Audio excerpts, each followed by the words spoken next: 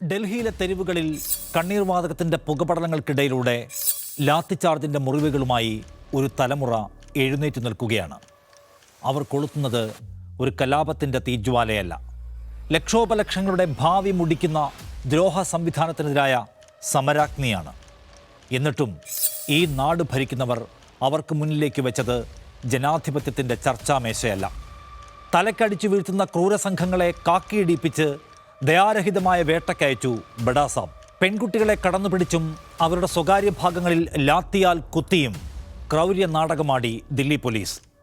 ജീവനും മരണത്തിനുമിടയിൽ ആശുപത്രി കിടക്കയിൽ ഒരാൾ പോരാടുമ്പോൾ അവിടേക്ക് തിരിഞ്ഞു നോക്കാതെ യുവതയുടെ ഭാവി മോഷ്ടിച്ച ഒരു മന്ത്രിയെ സംരക്ഷിക്കാൻ മുള്ളുവേലികൾ കെട്ടുകയാണ് ഭരണകൂടം. സമരത്തെ പിന്തുണയ്ക്കുന്ന മനുഷ്യരെ ഹീനമായി ആക്രമിക്കാനും രാജ്യവിരുദ്ധരാക്കാനും വിഷപ്പടയെ തെരുവിലിറക്കിയിരിക്കുന്നു വിശ്വഗുരു. പക്ഷേ ഭയപ്പാട് തെല്ലുമില്ല. ജന്തർ മന്ദറിലെ ജനസഞ്ചയം കൂടുതൽ വലുതാവുകയാണ്. കാരണം ഇത് വെറുമൊരു ചോദ്യപേപ്പർ ചോർച്ചയുടെ കഥയല്ല, ഇത് ഇന്ത്യൻ ജനാധിപത്യത്തിൻ്റെ കഴുത്തിനു നേരെയുള്ള ആസൂത്രിതമായ ആക്രമണത്തിൻ്റെ കഥയാണ്. അധികാരത്തിൻ്റെ ലഹരിയിൽ മുങ്ങിയ ഒരു ഭരണകൂടം സ്വന്തം യുവത്വത്തെ തലക്കടിച്ചു വീഴ്ത്തുന്ന ക്രൗര്യകാലത്തിൻ്റെ കഥ. സ്വാഗതം നിലപാടിലേക്ക്.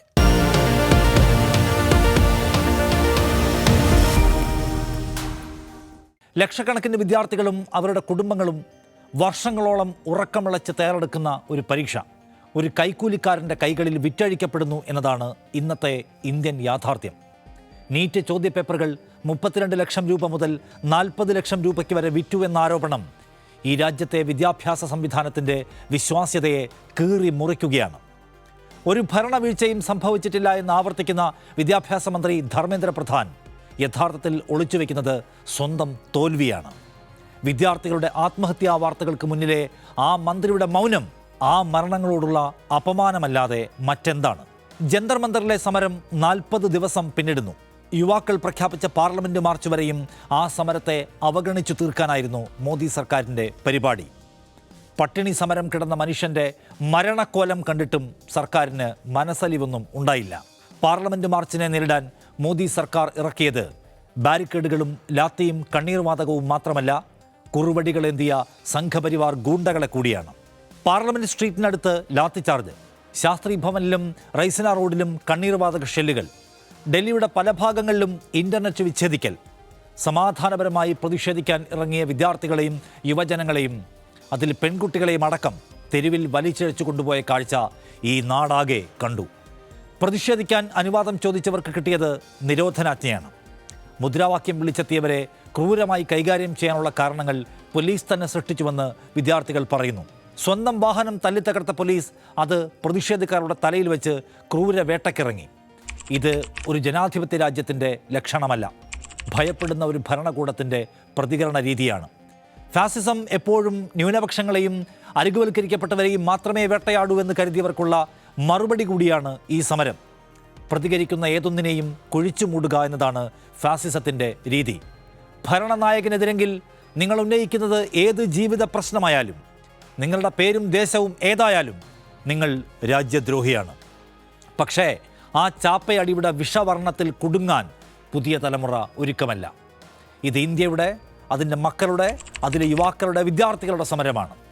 ഗുജറാത്ത്, മഹാരാഷ്ട്ര, ഹിമാചൽ പ്രദേശ്, സിക്കിം, അരുണാചൽ പ്രദേശ് എന്നിവിടങ്ങളിലേക്കെല്ലാം ഈ സമരം ഇപ്പോൾ അതിവേഗം പടരുന്നത് അതുകൊണ്ടാണ്.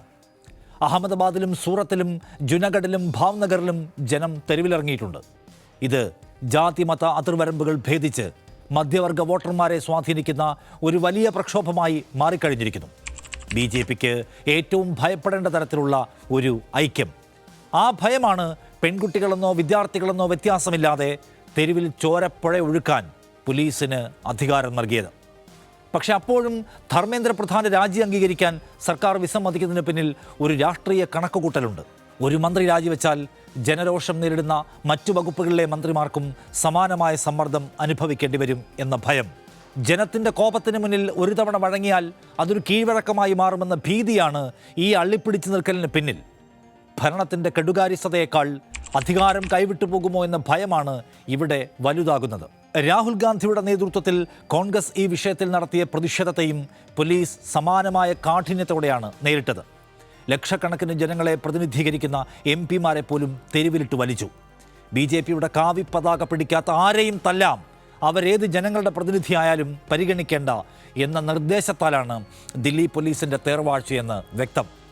രാജ്യത്തിൻ്റെ പരീക്ഷാ സംവിധാനം തന്നെ ഒരു തട്ടിപ്പാണ് എന്ന രാഹുൽ ഗാന്ധിയുടെ പ്രതികരണം കേവലം ഒരു വാചകമല്ല, മറിച്ച് ലക്ഷക്കണക്കിന് വിദ്യാർത്ഥികളുടെ ഭാവിയെക്കുറിച്ചുള്ള ആഴമുള്ള ആശങ്കയാണ്. ഈ സംവിധാനത്തിലുള്ള വലിയ വിഭാഗത്തിൻ്റെ വിശ്വാസക്കുറവാണ്.